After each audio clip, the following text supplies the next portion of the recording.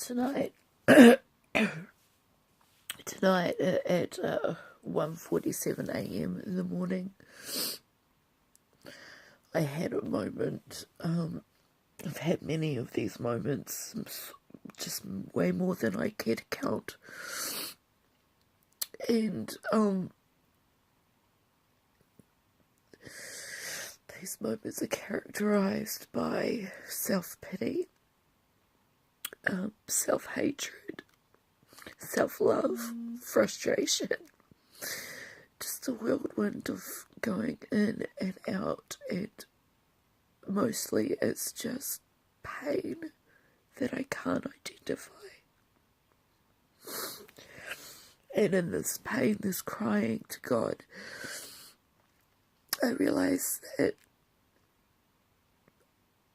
I need to share my story because that's all I've got.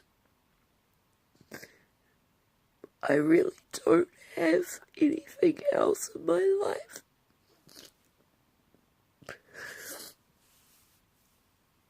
And I'm not making that up. And I'm not being hyperbolic or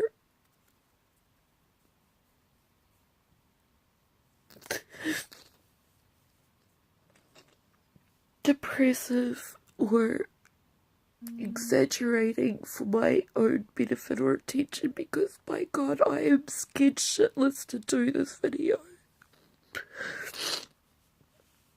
But I'm doing it because this is all I've got, and if I can help anyone with my pain, my story, just even one person, then I will be so grateful, because I really don't have much, and I can't share my whole story because it would take so long. But what it comes down to is that there hasn't been many times in my life where I've succeeded in something. In fact, every person who has come into my life, who's got close enough, has realised and exclaimed and told me, and not a mean way, they're not trying to be mean, that I'm the most unlucky person they've ever met, and they can't understand why. So, just to warn you, this is going to be a long video, and I'm going to smoke, and I'm going to swear, and I'm going to cry. And I really hope you can understand me through the tears and the pain and the cigarettes.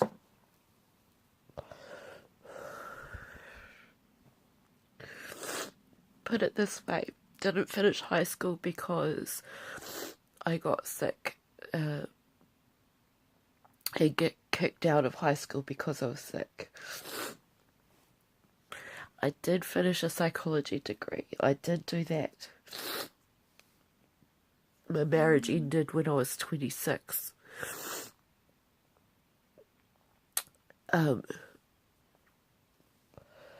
I was told I was too broken for ministry school, and I wasn't to come back. I was kicked out of ministry teams because I was too different.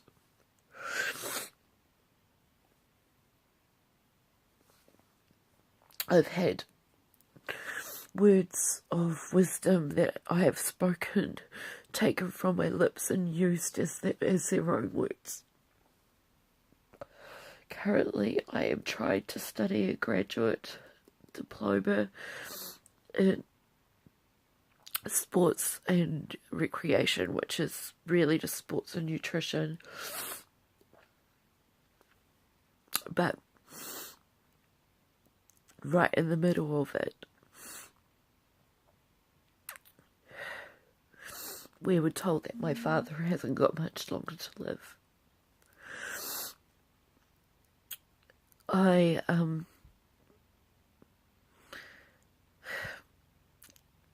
haven't got much in my life that hasn't ended in tragedy for some reason, or just some big event. And I know I can hear people saying to me, that's just life, don't feel sorry for yourself. Maybe it is. But the fact of the matter is, I've been chronically ill for 12 years. So yes, I know I'm smoking, do not judge me. I am emotionally wrecked. I've been raped more than 30 times in my life. The last time was just this year,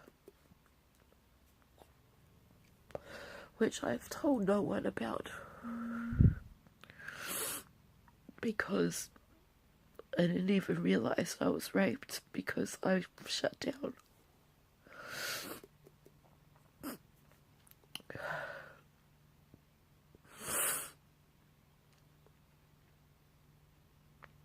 I am tired. I am exhausted. I have tried to give everything to God. Now, something you should know about me. I no longer believe in religion. But I've always, and I will always love God. But something I said to him tonight was, how can I love you so much and hate you so much at the same time? I am 37 in January.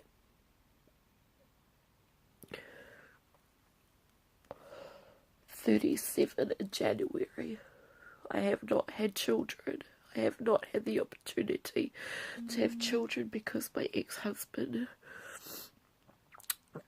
I don't know, he didn't want them and now he has them, so with someone else. I have tried to date, but no one sticks around because of all sorts of reasons. And now I'm losing the only man that I've truly loved, and that is my father.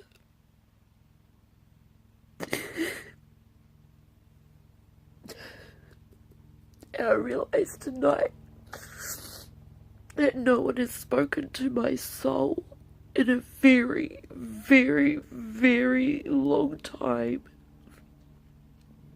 And I need that desperately because I do it to others as well. And it's not that I'm giving to get back, but you can't pour from an empty cup, and I am beyond empty. I go to a therapist and she said that I am so in deficit that I grab onto any love that I can possibly get, and that's true, and I'm not proud of it. Let me repeat, I'm not doing this for attention. I'm doing this because I know it just feels right for some reason.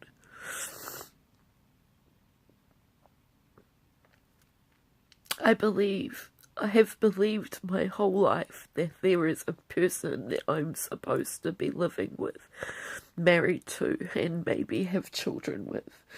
Well, I actually believed that until recently that I was going to have children, but my time is running out and I can't have them alone because I'm chronically ill. And God knows if I can have them anyway. I have 3 neurological disorders, one which is life-threatening, and that life-threatening one I was born with, and I almost died many times over as a child. And when I say almost died, like I really actually did die and come back. I am just so tired. And I've told my friends this, and I've told them this for a long time, and I know that there's nothing they can do, and I know that they just look at me with sadness, and they don't pity me because they know I'm amazing, that I have something to give. But all I have left to give is myself.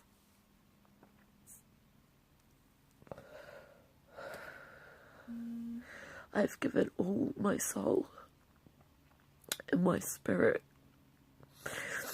and my body to this life, and I have nothing left. But I'm really hoping that I can help someone out there. I am not leaving this earth. Not for a long time. And if I can live through this, so can you, whoever watches this. I'm not saying I'm happy, I'm not happy. I'm not. And I can't even promise you that I will be. But I'm here and I'm trying to give something of myself to this world. So I'll read you some of my poetry. Hang on, I'll just find one. I hope you can understand me through all these tears.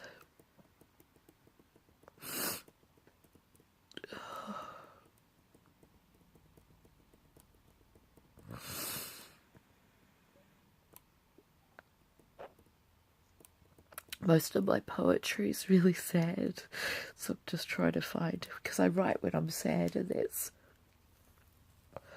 one way of expressing yourself.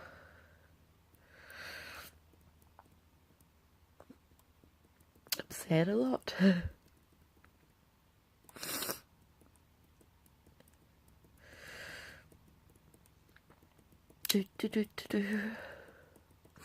There's one thing that I said to God tonight, is that I can't understand that He's supposed to be pouring grace on us, and I don't think I've got any. I've got no grace. Because I just feel like God's just watching me struggle, you know. And I thought that He was done with that shit. I really did. We saw Job in the Bible. I thought he'd done that. Been there, done that. Got the t-shirt. Doesn't have to do it again, but maybe I'm wrong. And I know I'm not the only one that's been through so much crap. A lifetime of crap. Oh, this is what I'll do.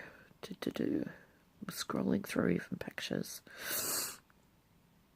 Bear with me, guys. You know, what do you do when you're trying to build a life out of a pile of shit? I feel like I've got this pile of shit handed to me, and I'm trying to carve a statue or a sculpture of something beautiful, but it just stinks. Can you relate?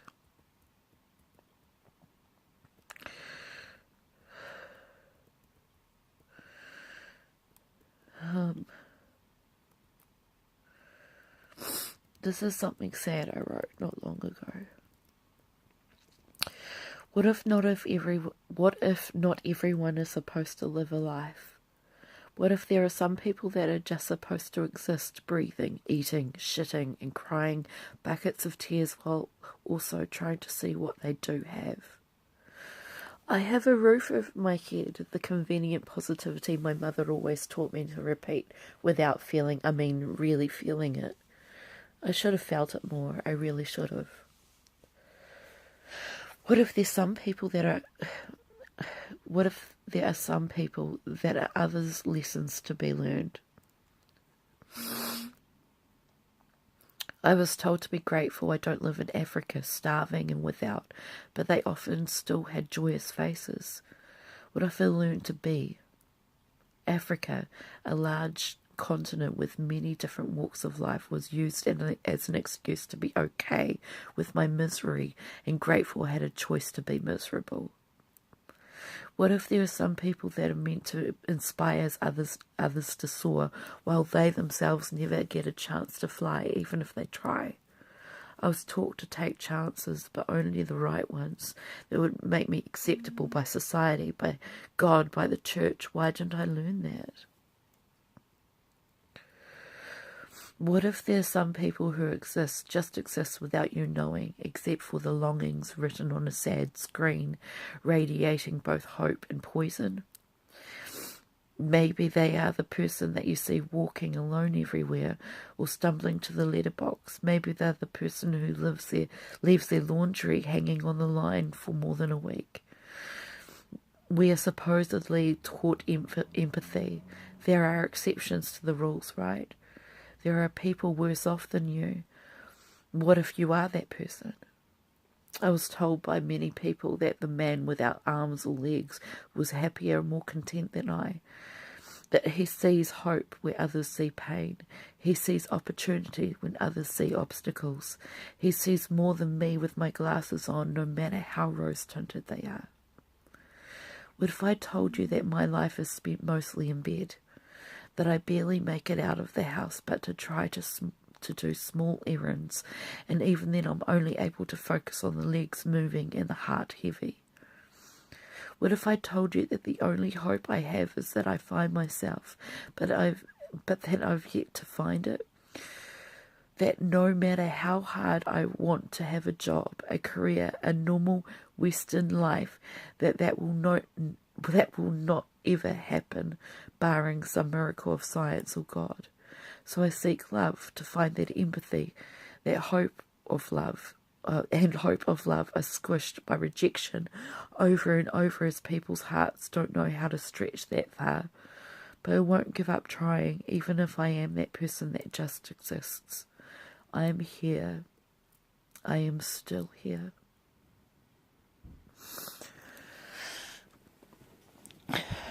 Something I noticed when I was doing ministry is that I was the only person that would stay behind and listen to people in a meeting.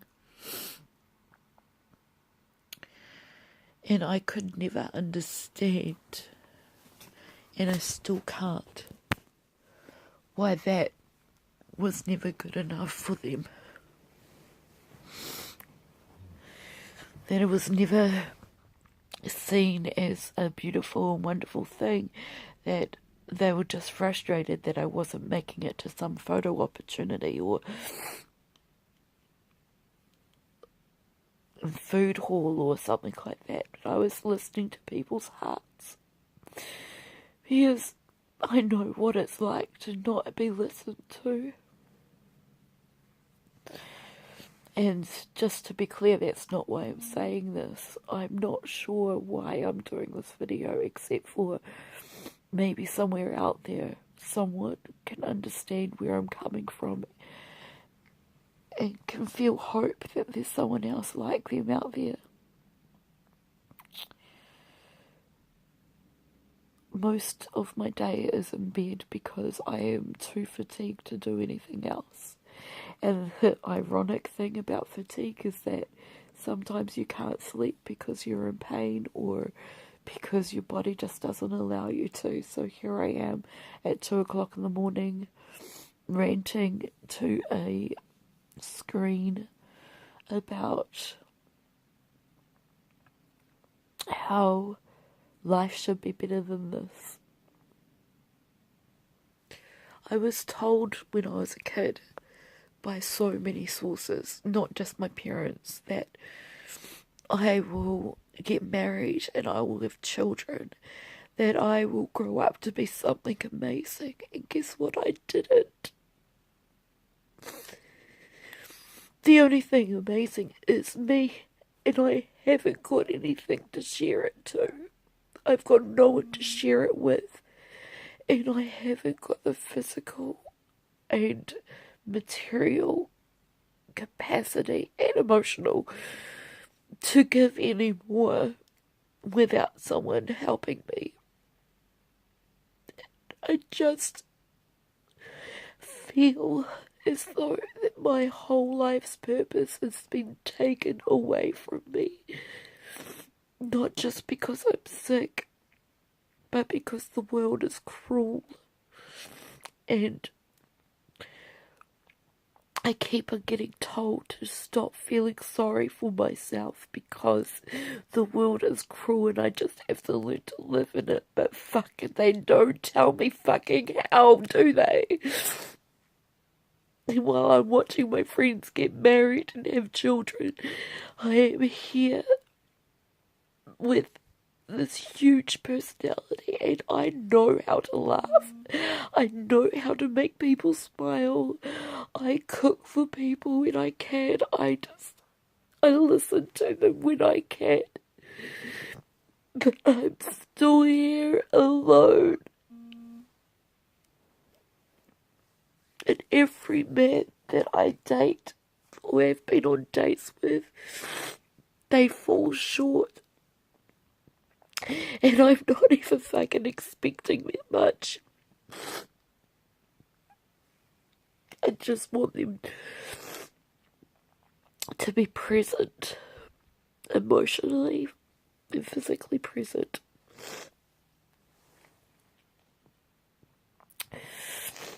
For example, there's a person that I have seen who texts me maybe if I'm lucky once a week. I know they're really busy, but fuck. How do I even know they like me? And the last guy I was dating for a while broke up with me via ghosting on the day that I find out that my dad's cancer treatment stopped working. He stopped talking to me for weeks. And just didn't reply to anything. And before you say, oh, you're picking the wrong guys, like these guys, no one picks at their assholes. Trust me. No one that meets them picks at their assholes. So, my dad makes my mum a cup of tea every morning and every night, even though he's sick. He's in pain and my mum is getting cup of teas from him because he loves to give it to her. That is the kind of love I'm looking for. And I just can't believe it will happen. So I just date average guys that seem to have good hearts and they disappoint me over and over again. Because I went for so long at the church going, hey, I love God. I love people.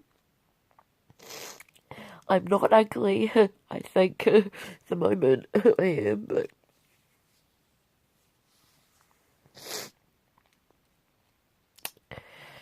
yep, not even a coffee date. I even had a couple of guys say, before we even hung out as friends, oh, by the way, I'm not interested in you in a dating sense.